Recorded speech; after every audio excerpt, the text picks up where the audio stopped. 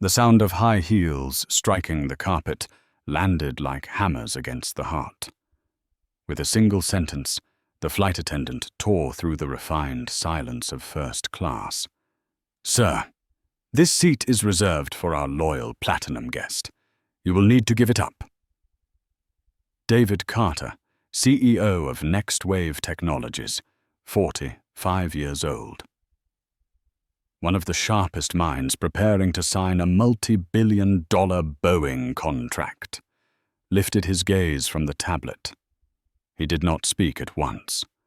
The cold blue light of the screen carved his features into calm steel, but deep in his eyes a storm churned. He had heard words like these his entire life, yet here, in seat 2A, that he had purchased, he knew what was being tested was not his ticket, but his dignity. Standing before him was Claire Adams, the 48-year-old chief flight attendant.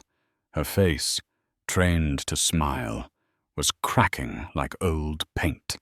Behind her, Richard Hale, a 52-year-old businessman, trembled as though sinking beneath the weight of his own panic. Sweat ran across his forehead despite the cool air. His eyes darted like a trapped animal. He pointed at the seat. "That's my place. I always sit there. Always 2A. A hush spread across the cabin. Newspapers were lowered. Fingers stopped scrolling screens, and discreet phones lifted like periscopes, ready to capture the moment. The air thickened. Every gaze bore down on David. He did not rush. His movements were deliberate, as though the world itself must wait. He raised his boarding pass into their doubtful eyes. "This is my seat. The ticket clearly says 2A. If he did not book it, then he has no right." 3 words rang out clear. "It's my seat." Hale faltered.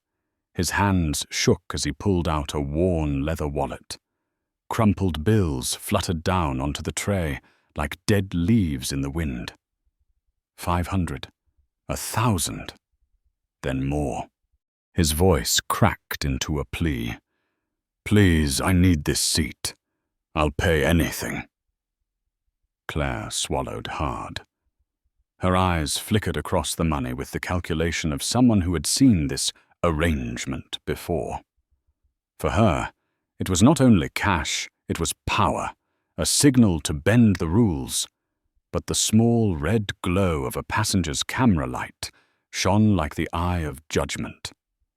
In that instant, first class ceased to be a sanctuary of wine and leather. It transformed into a courtroom. The money was evidence, the fake smile a witness, and a black man, sitting motionless, was cast as either defendant or judge. David drew a slow breath. His heartbeat pounded like war drums, but outwardly he was still as stone. He knew one wrong move could be twisted into threatening. He chose silence, letting his composure amplify into power. In Claire's eyes, it was not mere silence. It was defiance, a steadiness that made the vein in her temple throb. She turned sharply, spoke into her radio. "I need a supervisor." Within seconds, Robert Mason appeared, a 50-year-old with the rigid bearing of a former soldier. His tailored jacket stretched across his broad shoulders, his eyes as cold as steel. He was a man accustomed to giving orders and being obeyed. But today, he faced not a recruit, but a CEO masking power behind quiet restraint. Mason's voice was clipped. "Sir, please comply. We need this seat for a special passenger." The cabin leaned toward David, waiting. He lifted his face, eyes glinting. Show me the written policy that requires a passenger to surrender a confirmed seat. Silence dropped like a stone. Hale gasped, his eyes bloodshot. He shook a pill bottle, the capsules rattling like dice rolling fate. I have a disorder. I can only sit here. Please understand. I'll pay more, whatever it takes. More bills piled up, multiplying like a virus.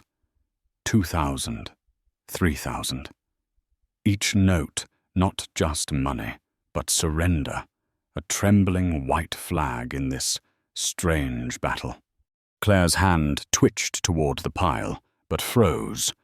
The lens of the camera was still recording, and Maya Lopez, 26 years old in seat 3B, held her phone steady, filming like a young director aware she was capturing history. A businessman in 2C muttered just loud enough for all to hear. "Ridiculous." His voice carried the weight of neutrality, the comfort of those unwilling to stand up. An elderly couple in 4A sighed. They had seen this play too many times, only with different actors.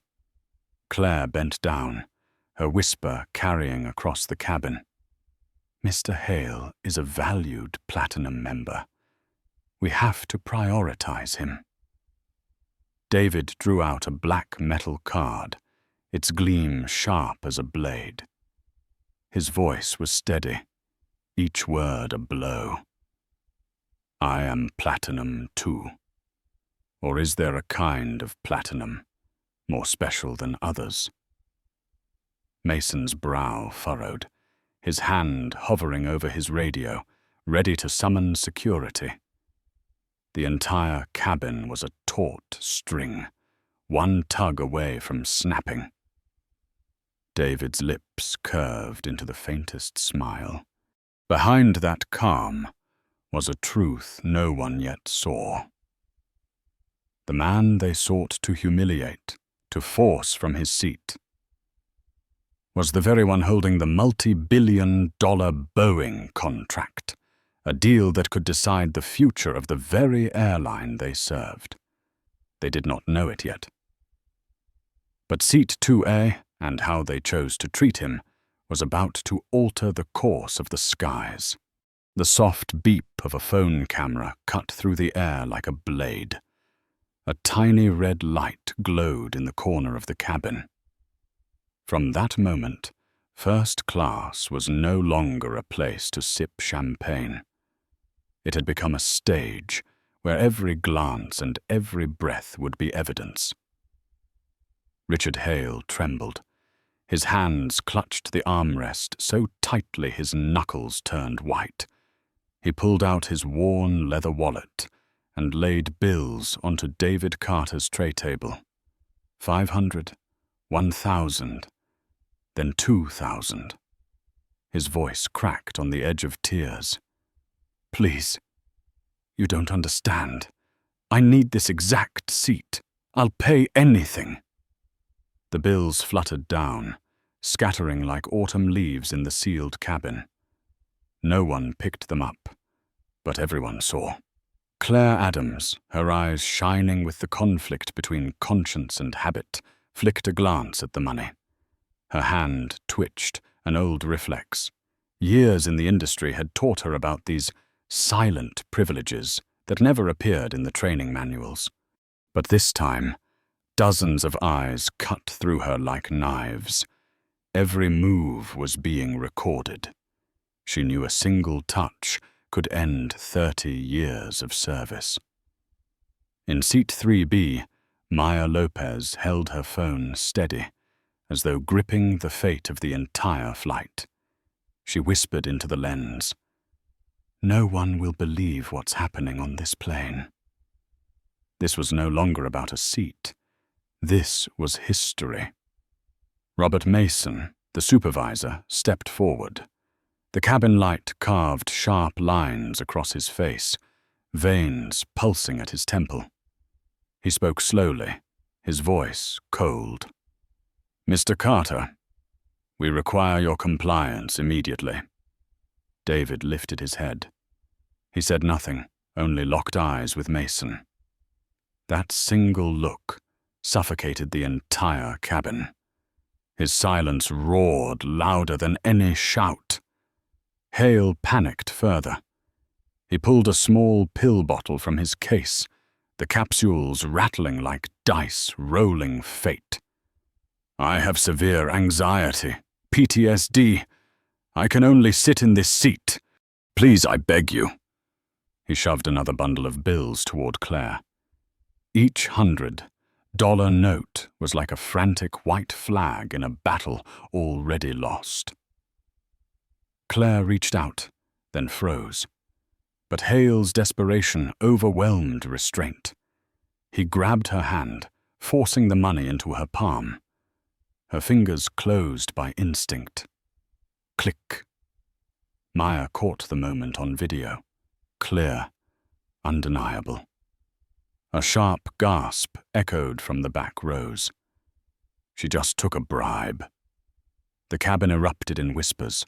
No longer suspicion. This was truth, caught in the light. The air grew thick as though the cabin itself was leaking pressure. Passengers looked at one another in shock. They realized they had just witnessed an airline trade its honor for a handful of bills. And David Carter remained still, unmoving, the calm at the heart of the storm. Suddenly, the cockpit door opened. A tall, lean figure appeared. Captain Jonathan Brooks, 60. 1 year old, 4 golden stripes gleaming on his shoulders. He stepped out like an old king who believed one command could silence the chaos. "What is going on here?" His voice was deep and sharp. Robert Mason seized the chance, pointing at David. "This passenger is refusing to comply with crew instructions." Captain Brooks asked no questions. He did not look at a ticket. He did not need to check. His eyes landed on David, already heavy with judgment. "Sir, as captain, I am ordering you to leave this seat immediately." The cabin froze. A moment stretched into eternity. David Carter's lips curved into the faintest smile. He placed his phone on the table, pressed speaker, and tapped a speed dial. A woman's voice answered. "This is Samantha, sir." David spoke clearly, each word thundering like a verdict. "Cancel the Boeing contract, all of it. $4.2 billion, effective immediately." The cabin fell into stunned silence. Richard Hale collapsed into his seat, pale as chalk. Claire's heart jumped, her hand shaking until the money slipped to the floor. Robert Mason froze, his radio suspended mid-air. Captain Brooks stood rigid, his aged brow furrowing as though he had just watched his ship strike an iceberg. The passengers broke into a wave of whispers. One phrase rippled through the cabin, landing in every ear, hammering into every chest. $4.2 billion.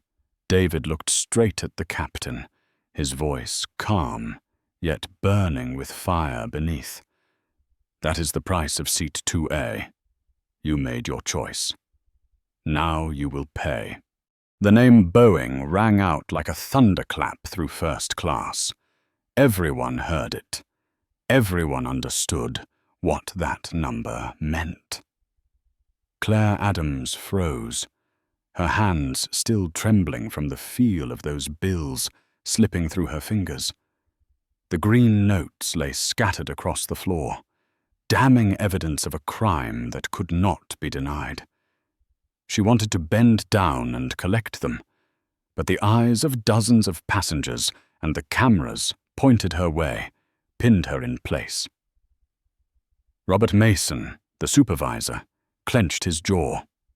20 years of military discipline had never prepared him for the sight of a dozen cameras recording his every move. He knew with chilling certainty every gesture, every word now would live forever online, where no buried file could hide it. Captain Jonathan Brooks drew a long breath, straining to reclaim authority already crumbling. His voice was firm, but no longer steady. "Mr. Carter, for safety reasons, I am ordering you to leave the aircraft immediately." David lifted his gaze, calm yet glacial. "Safety? Then perhaps you can tell everyone here whose safety am I threatening. I have my ticket, my seat, and he pointed at Richard Hale, has nothing but money and a mouth, and yet this entire airline bows." The question reverberated, dragging silence heavy as stone across the cabin. No one in the crew could answer, because they all knew the truth. This had nothing to do with safety, only skin color and money. Richard Hale sagged in his seat, face drained. His voice shook. "Wait, I don't need this seat anymore. I can sit elsewhere." But it was too late. The image of him stuffing cash into Claire's hand had been captured up close. The dignity of Skyline Airways had been shredded right here in this cabin. David did not stop. He pressed another number on his phone and set it on the speaker. "Jessica, draft a press release immediately. Skyline Airways has just lost the Boeing contract, and they will lose far more. Prepare a racial discrimination lawsuit. Attach the video. Release it today." The frantic clatter of typing echoed back, followed by a firm reply. "Understood, sir. I will have a draft ready in 30 minutes. The cabin buzzed with shock. Passengers were no longer just spectators, but witnesses to a scandal that would mark history. Maya Lopez, still gripping her phone, whispered through tears, "I recorded everything.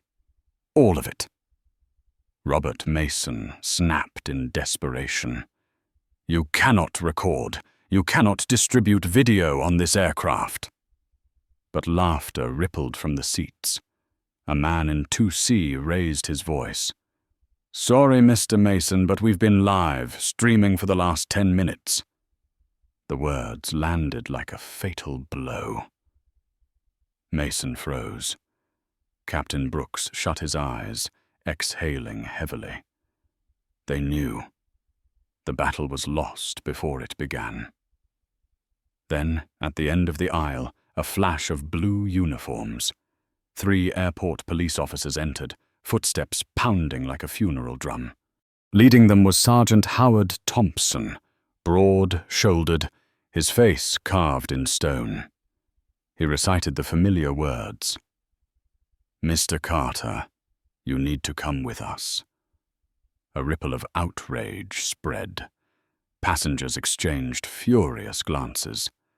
A middle-aged woman in 4A shot to her feet, pointing. "He did nothing wrong. You're arresting the wrong man." David remained composed, calmly adjusting his tie as though preparing for a boardroom, not an escort. He rose, his voice resonant. "I will go, but under formal protest, and I will read each of your badge numbers aloud for the record." He looked each officer in the eye, pronouncing their names and numbers for the cameras. The chorus of typing, ragged breathing, and the constant buzz of phones fused into a storm of sound. David Carter stepped from seat 2A. Slowly, with poise, his suit sharp, his shoes gleaming. With every step, his gaze swept the cabin, etching itself into memory. This was not the walk of a defeated man. This was the stride of the one who truly held the power.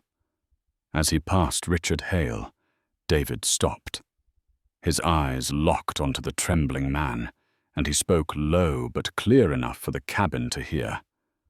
I hope seat 2A is comfortable, because it just cost this airline everything. First class held its breath. Hale collapsed into himself, clutching his head, while Maya kept filming, tears streaking her cheeks. David moved on, his figure swallowed by a corridor lined with passengers raising their phones high. Every video clip, every photograph was now an arrow loosed from its bow, flying straight into the heart of Skyline Airways, and nothing could stop the storm that had just erupted from seat 2A. The sound of the aircraft door closing behind David Carter reverberated like a verdict delivered in the open sky. The passengers left inside erupted into chaotic whispers, but for David, there was only absolute silence in his mind. As he stepped into the jet bridge, the neon lights flickered above him like stage lights. 3 officers flanked him on either side, yet David did not lower his head. He walked with slow, deliberate strides, the bearing of a general not retreating from defeat, but opening a new and greater front. In that moment, he thought of his father, a baggage handler who spent a lifetime pushing carts without ever setting foot in first class. He thought of his mother's hushed warnings. "Don't make trouble, son. Big waves always drown black men first." Today, he had chosen the opposite. He was the wave. When he reached the VIP hall of JFK, David did not walk toward the exit like every other passenger forced off a plane. Instead, he turned into the first-class lounge, a gleaming chamber of leather seats and golden lights where CEOs usually signed contracts over glasses of whiskey. Today, it would become a battlefield of law. David sat down in a leather chair and calmly pulled out his laptop. The screen lit up like the ignition of a war machine. He called, "Gloria, I need you here in an hour. Bring the entire team." On the other end, Gloria Anderson, Next Wave's top attorney, sounded startled. "What happened on that plane?" David's reply was clipped, steady, but carrying a quiet blaze. "Discrimination, bribery, full video evidence. We're not filing a small claim. We're taking down the system." He hung up and opened his email. The Boeing contract. Cancelled. The press release, to be issued this very afternoon. Each keystroke was a blade cutting into the dignity of Skyline Airways. His phone vibrated constantly. The first call was from Boeing. He let it ring. The second was the press. He ignored it. The third was a message from Maya Lopez, the young woman in seat 3B. It contained only 3 words. "I filmed everything." Attached was a 15-minute video. David opened it. The shaky frame captured everything in stark clarity. Richard Hale shoving money, Claire Adams closing her hand around it, Robert Mason issuing threats, Captain Jonathan Brooks giving the order to eject a paying passenger, and himself, David Carter, sitting firm, his voice ringing clear. "Cancel the Boeing contract. All of it." He smiled coldly. This was no longer a video. This was an indictment. An hour later, Gloria entered the lounge with her legal team. Files spread across the table like weapons, stripped from their cases. "Do you want to sue for personal discrimination?" one lawyer asked. David shook his head. "No, we sue the entire system. Racketeering, organized corruption, every dollar of bribery, every stolen seat, they will all pay for it." His gaze swept the room, stern as a commander delivering orders. "And remember, we're not demanding compensation just for me. We demand justice for everyone who has ever been forced out of their rightful seat. A new message lit up his screen. From Boeing. Subject: We stand with you.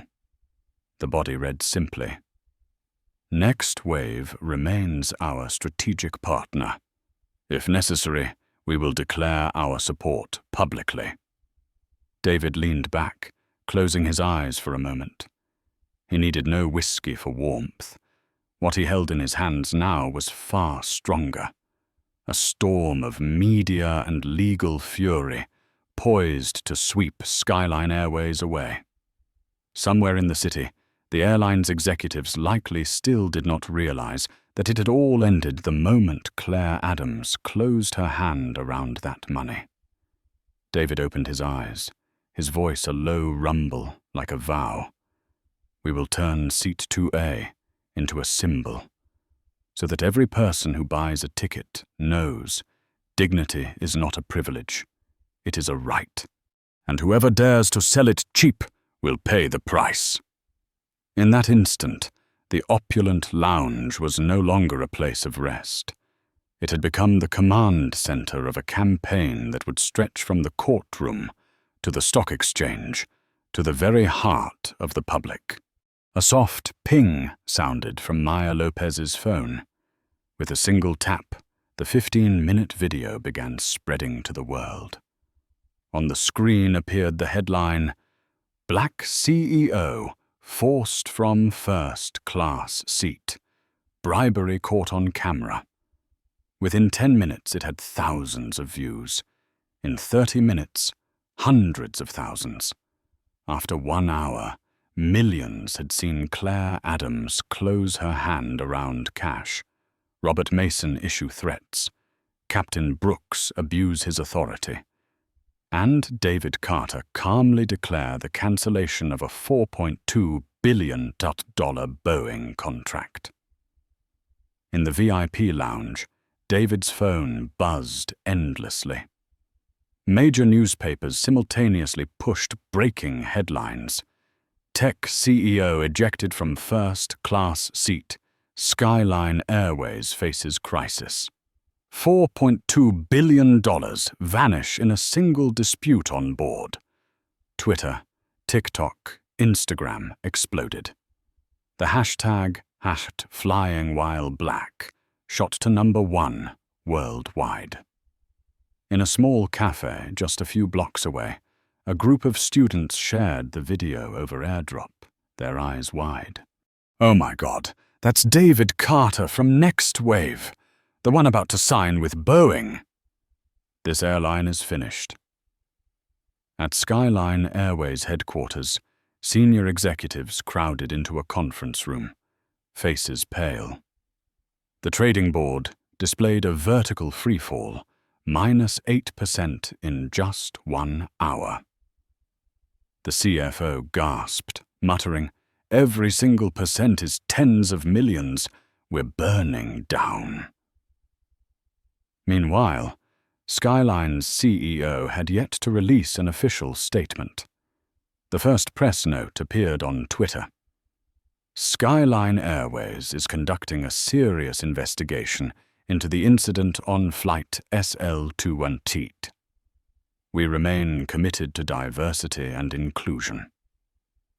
Within minutes, social media shredded the statement with ridicule. Investigate what? The video shows every dollar in her hand. Commitment?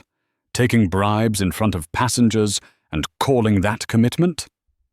200 likes, 50,000 furious comments. A social media storm ripped apart the airline's polished mask. In the VIP lounge, David Carter sat still, eyes fixed on the screen. He did not need to speak. The world was speaking for him. Maya Lopez sent another message. The video just hit 5 million views. Reporters are calling me non-stop. David typed back only one line. Send everything to the legal team. Keep the original intact.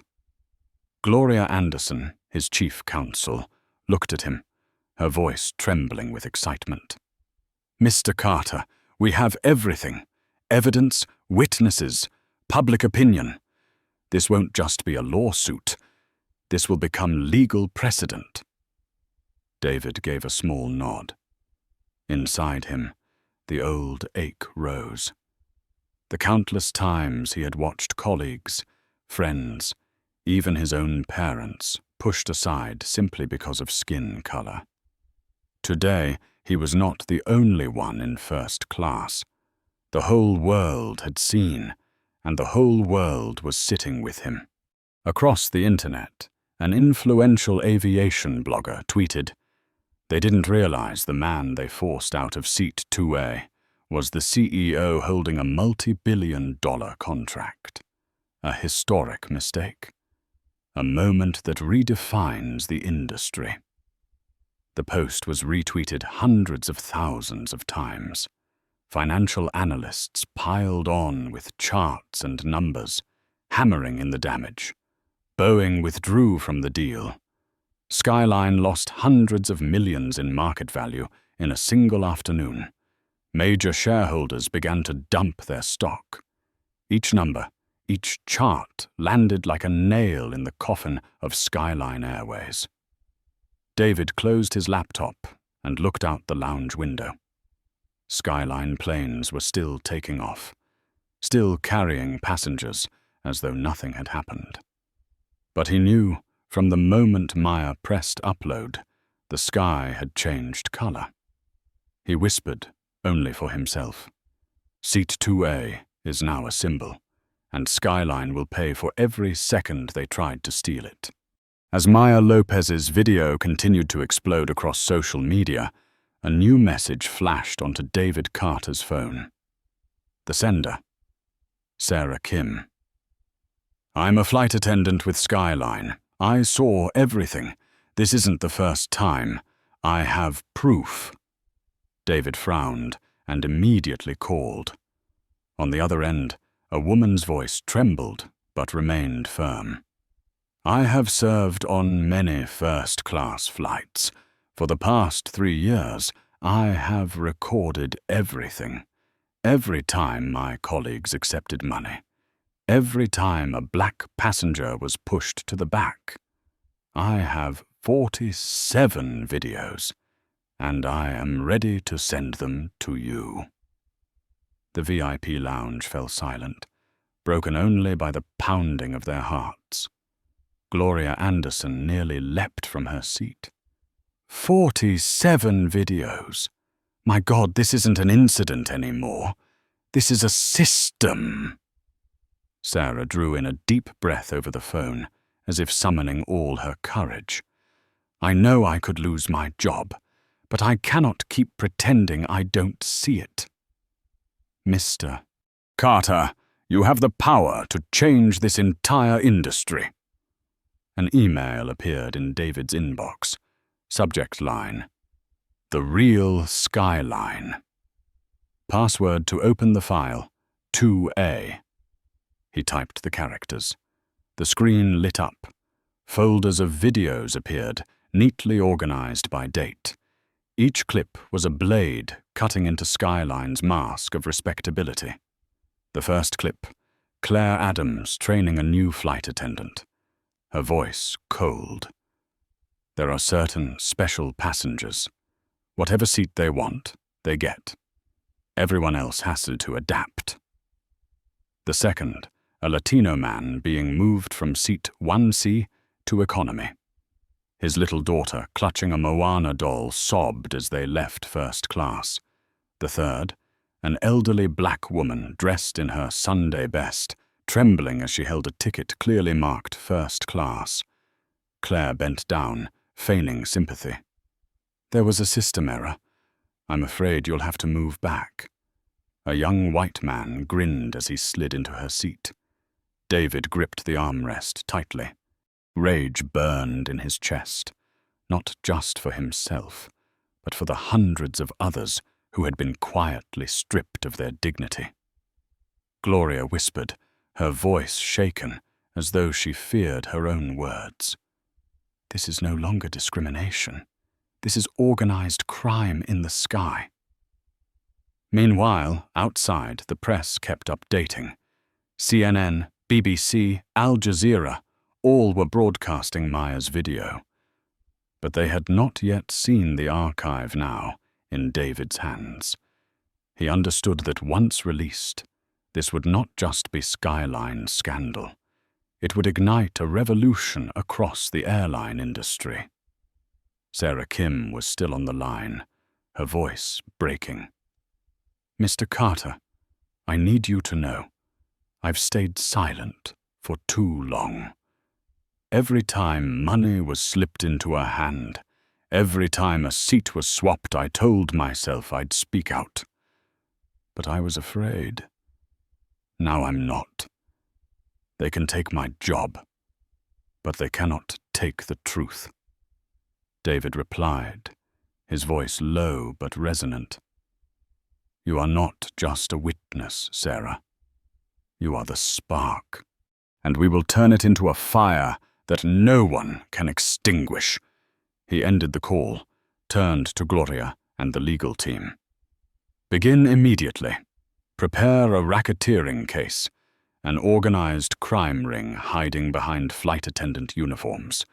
We will not just sue for damages. We will sue to change the rules of the game." Gloria nodded firmly, her eyes alight. "Fine. Skyline just turned your case into historic precedent, and we will make sure it becomes the lawsuit taught in law schools 100 years from now." Across the city, Skyline's headquarters was in chaos. The communications director shouted into the phone, "Shut down all social media channels. Disable comments now. This is a level 5 crisis." But it was already too late. The hashtag "Flying While Black" burned across every platform, and inside the JFK lounge, David Carter stared at the 47 videos playing on his screen. Every frame was an indictment.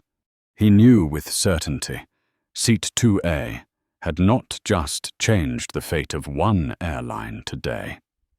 It was about to change the history of the entire aviation industry. By 7 o'clock that evening, every major news channel was saturated with one name: David Carter. Maya Lopez's video had already reached 20 million views, but the real storm was only just beginning. In the VIP lounge, David's phone buzzed again. A new email appeared. From Thomas Morrison, CEO of Boeing. Subject: "Standing with you." David opened it. The words were brief but carried the weight of billions. "David, we just saw the news. This is unacceptable. Boeing stands with you. If you need lawyers, media, or pressure, just say the word. Some partners can replace Skyline immediately. We will not do business with discrimination. Tom." David leaned back, eyes closing for a moment. He did not need applause. With this single email, Skyline had officially lost its greatest weapon: Boeing's support. On CNN, anchor Anderson Cooper spoke with gravity. A shocking video shows Skyline Airways apparently accepting a bribe to switch seats, forcing a black CEO out of first class. That man is David Carter, who was holding a $4.2 billion contract with Boeing, and now that contract is gone. The screen split in two. On one side, Claire Adams caught on video accepting money. On the other, Skyline's stock chart plunging like a plane in freefall. The ticker scrolled beneath. Skyline Airways loses 15% in one day. Boeing confirms withdrawal of agreement. In London, the BBC aired a special report. Dozens of new pieces of evidence reveal Skyline Airways operated a system of selling first, class seats to white VIP passengers. Flight attendant Sarah Kim has provided 47 videos exposing years of entrenched corruption. In Tokyo, NHK replayed the video with Japanese subtitles. In Lagos, Channels TV called David Carter, the man who turned Seat 2A, into a symbol of justice. Meanwhile, Twitter erupted. A financial analyst account wrote, "In just 24 hours, Skyline has lost $600 million in market value. This is no longer a PR crisis. This is an economic catastrophe." An ordinary user, under the hashtag #FlyingWhileBlack, posted, "I was once pushed out of my first-class seat flying South Skyline. No one believed me then. Today, the whole world has seen it." Tens of thousands more shared similar stories. A wave of personal testimonies spread like countless rivers, feeding into a vast ocean of outrage. Inside Skyline's headquarters, CEO Richard Blackwell slammed his hand on the conference table. "Shut down every social channel. Release an emergency statement now." But the communications team only trembled as they held up a screen.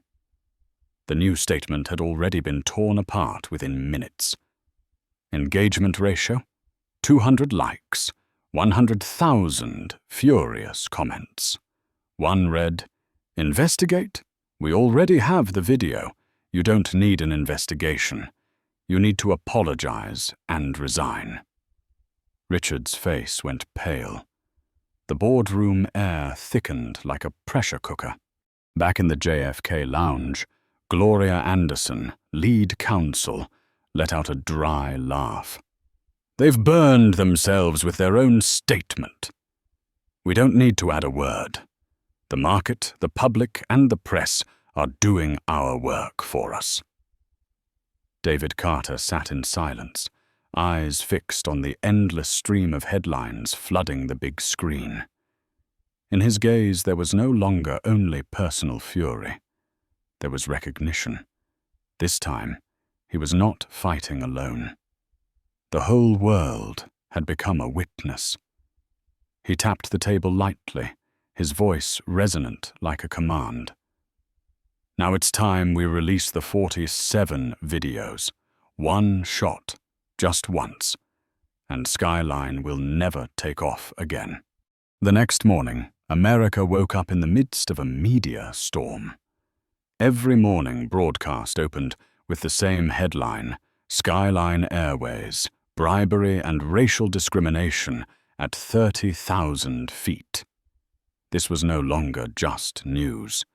The government had stepped in. The Department of Transportation issued an official statement. "We have launched a full investigation into Skyline Airways after clear evidence of systemic discrimination and corruption came to light." Less than 2 hours later, the Equal Employment Opportunity Commission followed, escalating the case from customer service failure to a matter of federal civil rights. At a press briefing in Washington, D.C., the DOT spokesperson addressed a sea of cameras.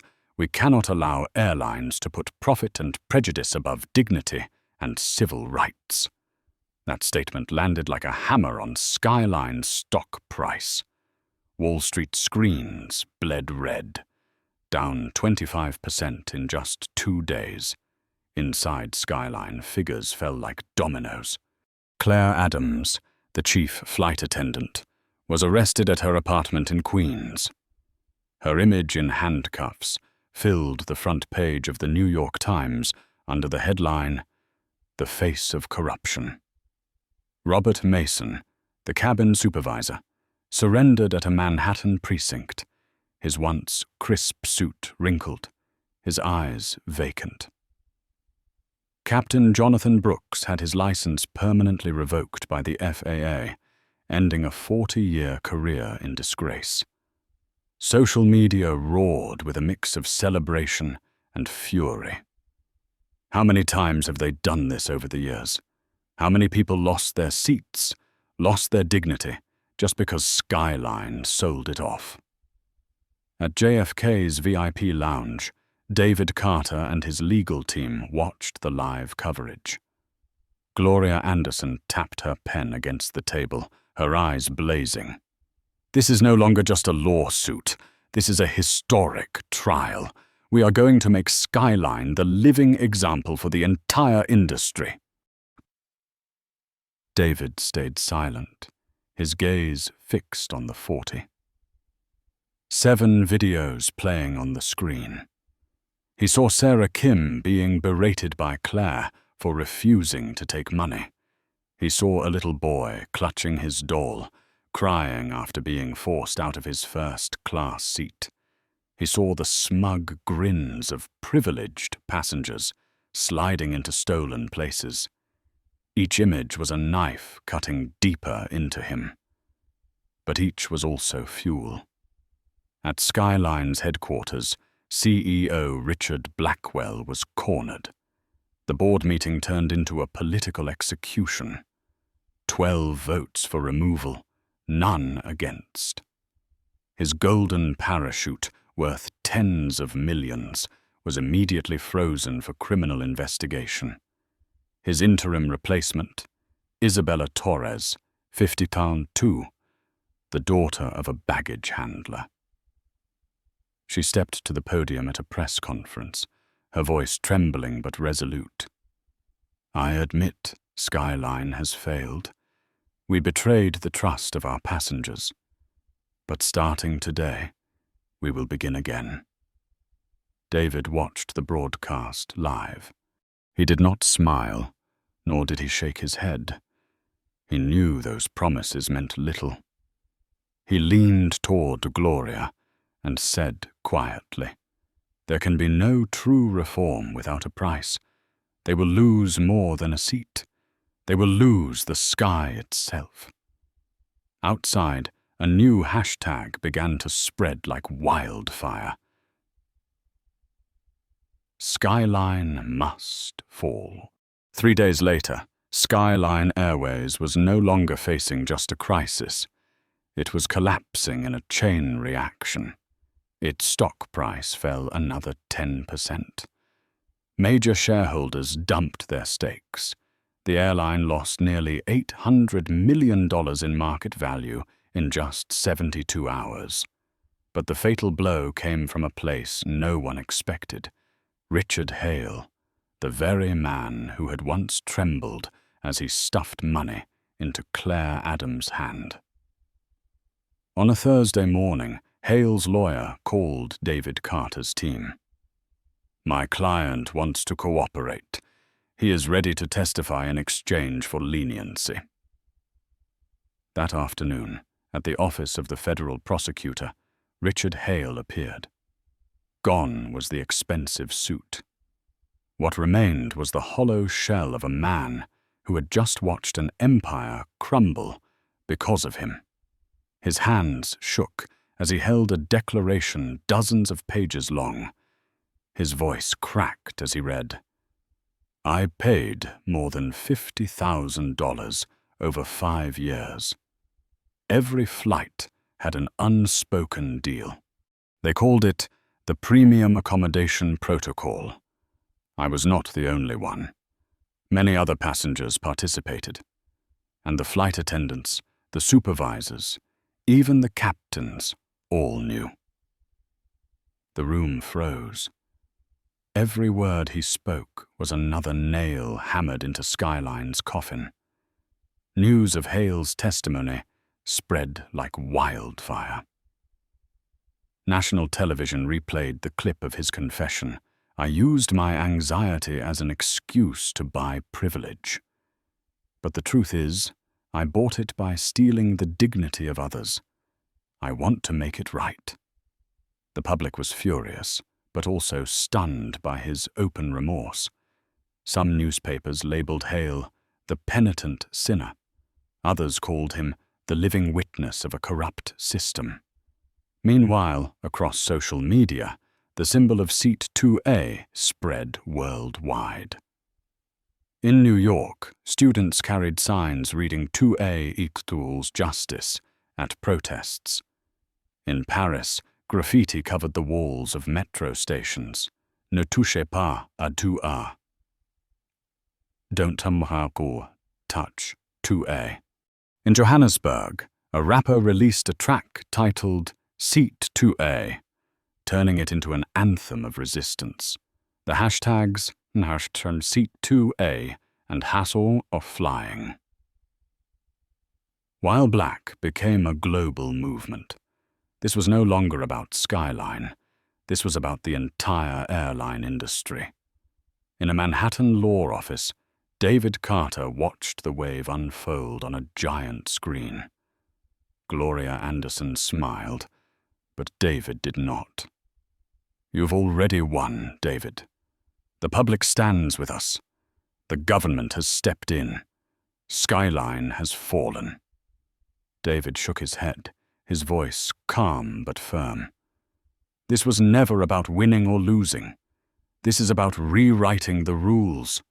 If Seat 2A can be bought today, then tomorrow it will be 3C, 4D, the entire cabin for sale.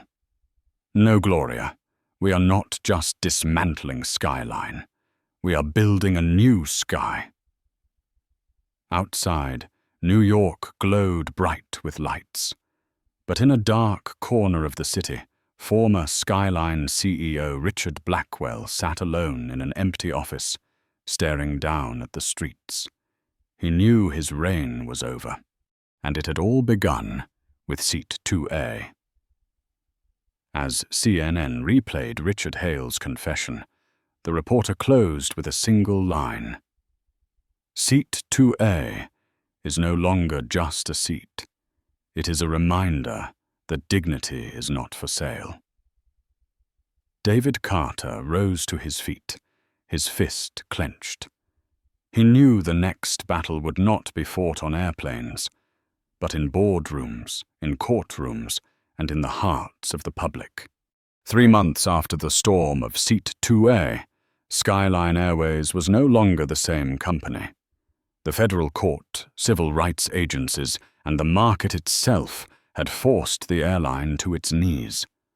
But from those ashes, something unprecedented was born. At the Grand Hyatt Hotel, a special press conference took place. On stage, Isabella Torres, interim CEO, 52 years old, the daughter of a baggage handler, stepped up to the microphone. Her face carried the fatigue of battle, yet her eyes shone with the resolve of someone who had chosen to face the truth. Skyline betrayed the trust of its passengers. We failed. But today, we are not here to ask for forgiveness. We are here to change. She pushed a thick stack of papers onto the table, a full-scale reform plan. Not only were dozens of employees involved being dismissed, but a new foundation was being established.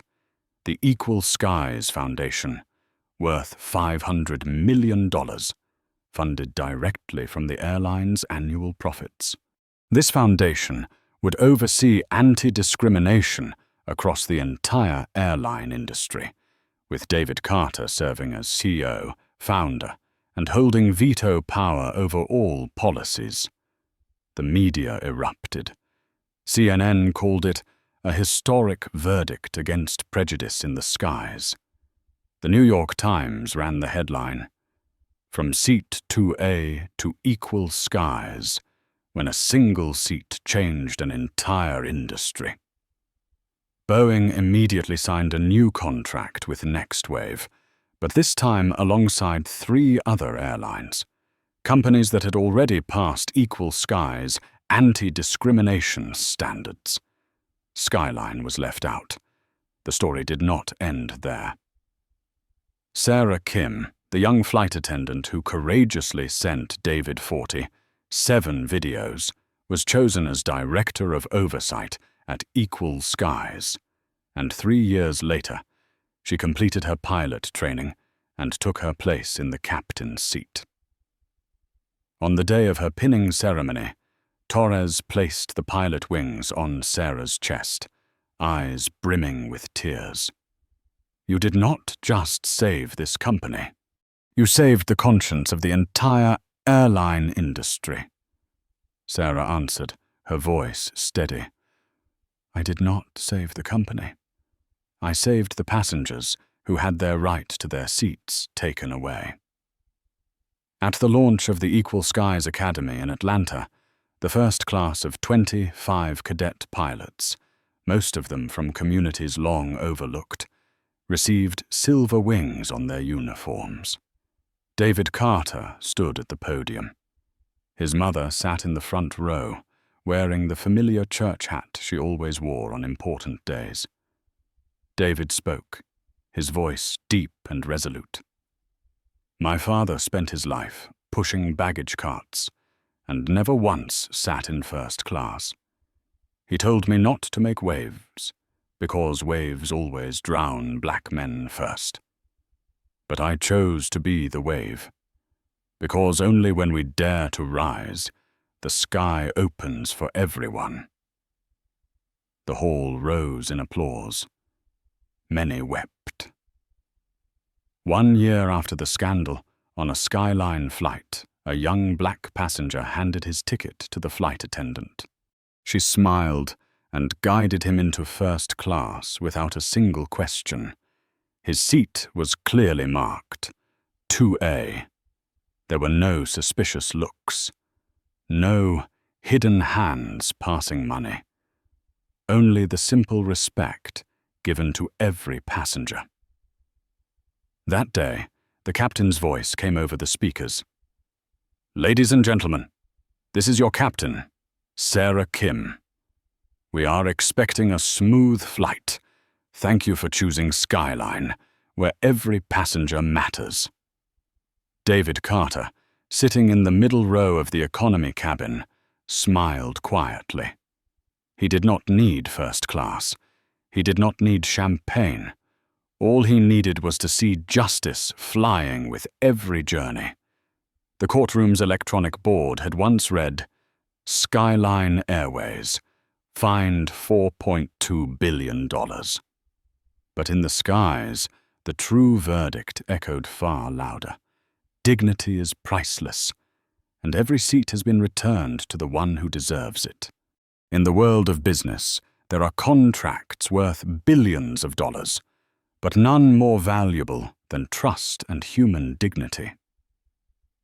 David Carter did not simply reclaim Seat 2A for himself. He transformed it into a symbol for an entire generation of passengers, a reminder that every ticket purchased, no matter who holds it, must be accompanied by respect. Management experts often say, a crisis does not create leaders, it reveals who truly deserves to lead. David Carter proved that truth. He did not prevail through power or wealth, but through unwavering resolve and courage that forced an entire system to change. This story reminds us that justice may arrive late, but when it does, it roars like the engines of a jet, carrying us all to greater heights.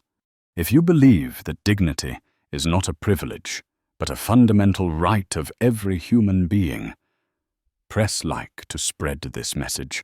Subscribe so you do not miss the next powerful stories, and leave a comment with just 2 words, dignity, to declare that you too will hold your seat firmly in the face of injustice.